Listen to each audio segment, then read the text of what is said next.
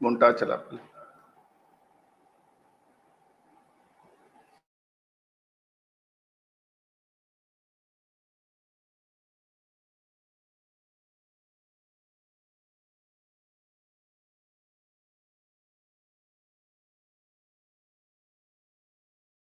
Money group first global astro finance digital channel से आपसे मुखातिब होता हूं आज 7 जून सन 2023।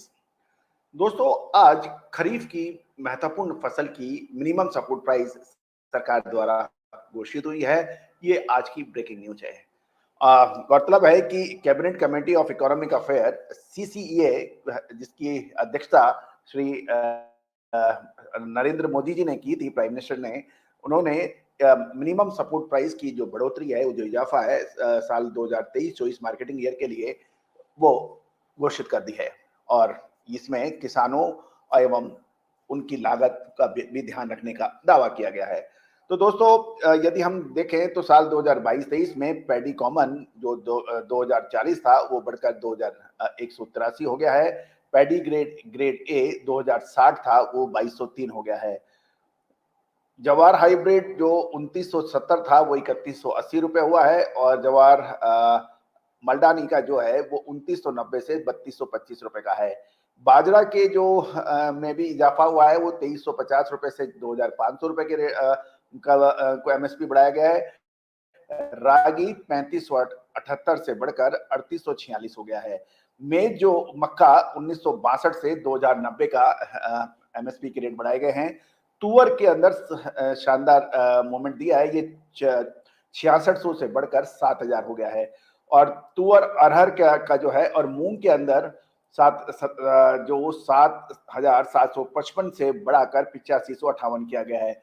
उड़द के अंदर 6600 से बढ़ाकर 6950 और मूंगफली में 5850 से बढ़ाकर 6377 किया है। सूरजमुखी का बीज जो है वो 64 से बढ़ा के 6750 किया गया है।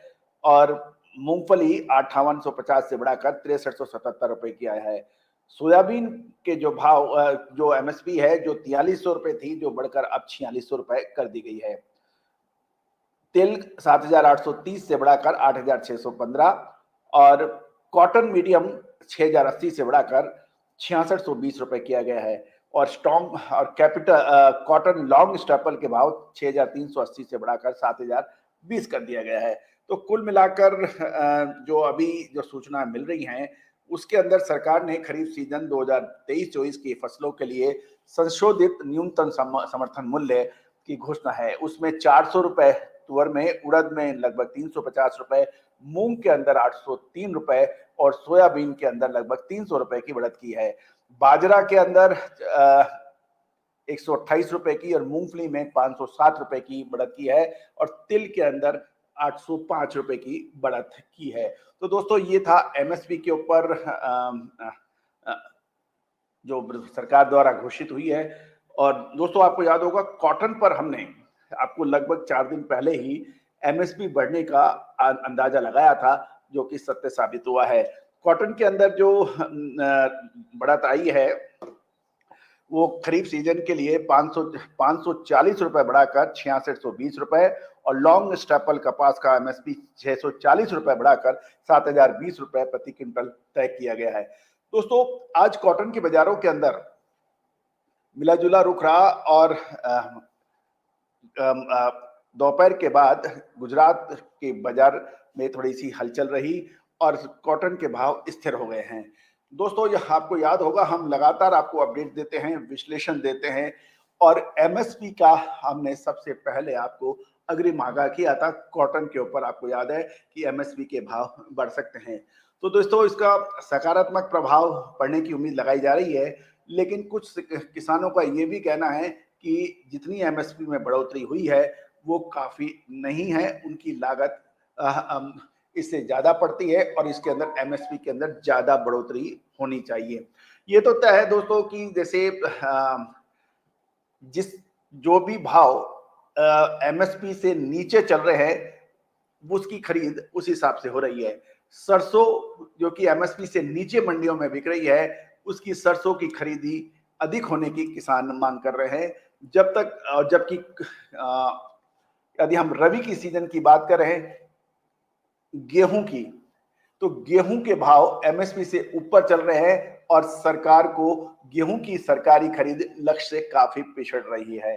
दोस्तों, पिछले कुछ सालों के अंदर सरसों, सोयाबीन और तुअर आदि में ये अक्सर देखा गया है। इस साल तुअर के भाव और उड़द के भाव आसमान छूने लगे हैं। तो दोस्तों, तो एमएसपी और एमआरपी, हमारा यही कहना है, एमएसपी यदि निर्धारित होती है तो एमआरपी भी सरकार या एसोसिएशन निर्धारित करें और एमएसपी के हिसाब से ही मैक्सिमम रिटेल प्राइस यानी खुदरा मूल्य भी तय होना चाहिए कि सभी को इसको मानना चाहिए। होता यह है कि फसलें कम भावों में बाजार में बिक जाती है और उसके बाद फिर बड़े मिलर्स उसको खरीदते हैं और उसके बाद एमआरपी यानी मैक्सिमम रिटेल प्राइसेस के अंदर कोई ज्यादा फर्क नहीं आता है। उदाहरण के लिए खाद्य तेलों के अंदर सोयाबीन, सरसों अभी न्यूनतम मूल्यों पे चल रहे हैं, लेकिन एमआरपी यानी मैक्सिमम रिटेल प्राइस बाजारों में खाद्य तेलों के भाव एमएसपी यानी के मुकाबले इतने नहीं घटे हैं। उसके लिए सरकार को अब प्रयास करना पड़ रहा है और संगठनों को, औद्योगिक संगठनों को, व्यापारिक संगठनों को सरकार आदेश भी दे रही है और उसको एमआरपी के भाव घटाने की भी बात कर रही है। तो हमारा यही कहना है कि एमएसपी जब निर्धारित हो रही है तो एमआरपी भी सरकार या औद्योगिक संगठन करें और उसी भाव पर बाजार में माल बिकना चाहिए। तो दोस्तों, आपकी क्या राय है? जब एमएसपी निर्धारित होती है तो एमआरपी क्यों नहीं होनी चाहिए? आपकी क्या राय है? आपके क्या कमेंट है? कमेंट बॉक्स में अवश्य अपनी राय दीजिएगा। दोस्तों, आपके कमेंट्स पूरा देश देखता है, तो आपके कमेंट्स बहुत महत्वपूर्ण होते हैं और आप हमारे चैनल पे नए हैं और अभी तक सब्सक्राइब नहीं किया है तो इसको सब्सक्राइब अवश्य कर लीजिएगा।